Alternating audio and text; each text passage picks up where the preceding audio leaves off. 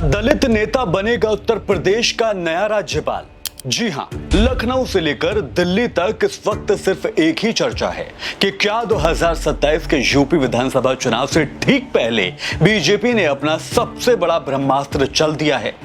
राजभवन से आई खबर ने न सिर्फ लखनऊ की राजनीति में भूचाल ला दिया है, बल्कि अखिलेश यादव से लेकर मायावती तक के खेमे में फोन की घंटियां बजना अब शुरू हो चुकी हैं। दावा किया जा रहा है कि उत्तर प्रदेश के राज्यपाल आनंदीबेन पटेल की अब विदाई तय हो चुकी है और उनकी जगह एक नया नाम सामने आ रहा है जो 2027 के पूरे चुनाव का रुख मोड़ सकता है। क्या प्रधानमंत्री मोदी और सीएम योगी के बीच राजभवन की कुर्सी को लेकर कोई बड़ी डील हो चुकी है? और क्या आनंदीबेन पटेल की अचानक ली गई लंबी छुट्टी के पीछे सिर्फ पारिवारिक वजह है या फिर कोई गहरा सियासी खेल खेला जा रहा है?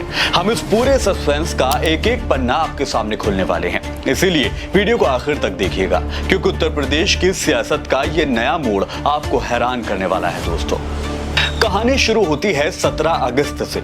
उत्तर प्रदेश की राज्यपाल आनंदीबेन पटेल अचानक एक लंबी छुट्टी पर चली जाती हैं। वो भी राष्ट्रपति द्रौपदी मुर्मू से बाकायदा इजाजत ली जाती है और उसके बाद वो छुट्टियों पर चली जाती है अपने गृह राज्य गुजरात के लिए। अब आप दोस्तों यहाँ पर ये सोच रहे होंगे कि इसमें बड़ी बात क्या है। बड़ी बात दोस्तों ये है कि 2019 में यूपी की कमान संभालने के बाद से आनंदीबेन पटेल ने कभी इतनी लंबी छुट्टी नहीं ली थी जो इस बार ली गई है। 26 अगस्त तक का ये जो अवकाश लिया गया था, जैसे ही मंजूर हुआ, लखनऊ के प्रशासनिक और राजनीतिक गलियारों में कानाफूसी शुरू हो गई जो अभी तक जारी है।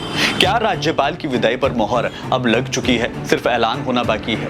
हालांकि राजभवन के अपर मुख्य सचिव सुधीर बोबड़े ने इन अटकलों को पूरी तरह से खारिज कर दिया है और यह भी कहा है कि राज्यपाल सिलवासा और दमनदीव के भ्रमण पर गई हुई हैं। लेकिन सवाल यह है दोस्तों कि अगर सब कुछ नॉर्मल है तो फिर दिल्ली से लेकर लखनऊ तक इतनी हलचल क्यों महसूस हो रही है? सूत्रों की माने तो बीजेपी हाईकमान मिशन 2027 को किसी भी कीमत पर हाथ से जाने नहीं देना चाहता है। पार्टी ने हाल ही में मंत्रिमंडल विस्तार में समीकरण साधे, फिर नितिन नवीन की नई राष्ट्रीय टीम में यूपी को अहम जगह भी दी गई है और अब बारी है राजभवन की। दावा किया जा रहा है कि भारतीय जनता पार्टी हाईकमान आनंदीबेन पटेल को अब और सेवा विस्तार देने के मूड में यानी एक्सटेंशन देने के मूड में नहीं है।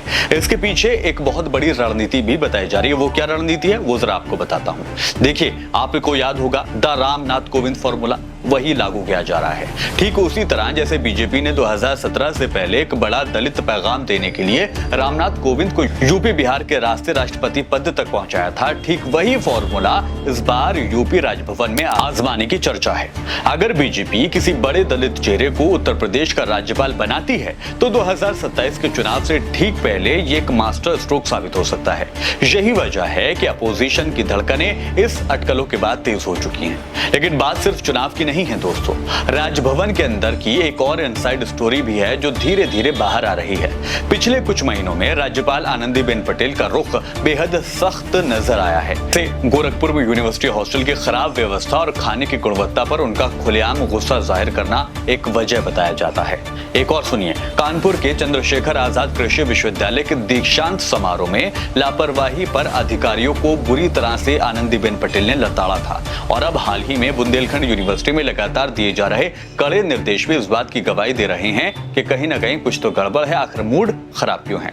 इन तमाम बयानों ने प्रशासनिक महकमे में हलचल मचा दी थी। राजनीतिक जानकारों का यह मानना है कि राज्यपाल की इन तल्ख टिप्पणियों से सरकार के लिए असहज स्थितियां पैदा हो रही थी।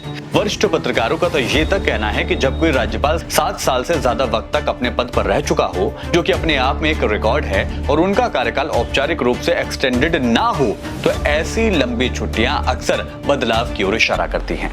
अगर हम पूरे देश के पैमाने पर देखें तो सिर्फ उत्तर प्रदेश ही नहीं बल्कि देश के 6 राज्यों में नए राज्यपाल की नियुक्ति के लेकर चर्चाएं तेज हो गई हैं। आनंदीबेन पटेल 29 जुलाई 2019 से उत्तर प्रदेश के राज्यपाल बनी बैठी हैं। गुजरात के राज्यपाल आचार्य देवव्रत भी जुलाई 2019 से ही अपने पद पर कायम है।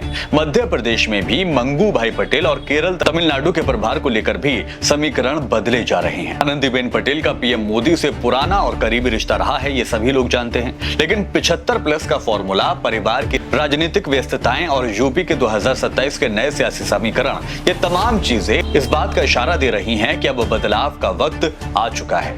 तो क्या आनंदीबेन पटेल की इस लंबी छुट्टी के बाद राजभवन का नया पता किसी नए चेहरे के नाम होगा? क्योंकि अब तक 27 तारीख हो चुकी है, कोई अपडेट नहीं है।